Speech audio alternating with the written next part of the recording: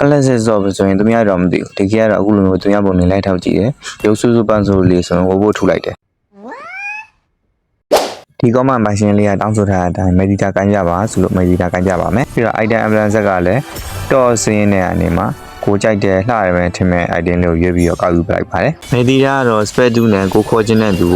ကိုနောက်ကနေပါလာအောင်ခေါ်လို့ရတယ်ဒါပေမဲ့သူမရဲ့အခြေကိုတော့မင်းတို့ကိုပါလာအောင်ခေါ်ယူလို့မရဘူးမလား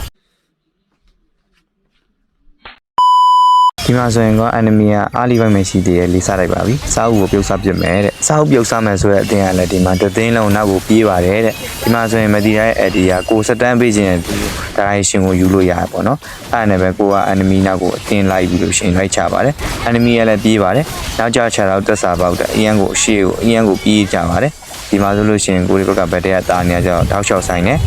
ကြားတဲ့ကိုကကေးရာရလာပြီအဓိကမဲဒီတာကိုင်းမယ်ဆိုလို့ရှိရင်ကအရှိကနေကိုကဘက်တည်းကိုစပြီးတော့ဖွင့်ပေးမယ်ဒီမှာဆိုလို့ရှိရင်လည်းစာအုပ်ကိုပြုတ်စားမယ်ဆိုတဲ့အကောင်ကြီးကစာအုပ်ပြုတ်စားခံရပါတယ်စာအုပ်ပြုတ်စားမယ်ဆိုပြီးစာအုပ်ပြုတ်စားခံရတဲ့အတင်းလေးကတော့အခုလိုပဲပို့သူတို့ဘက်က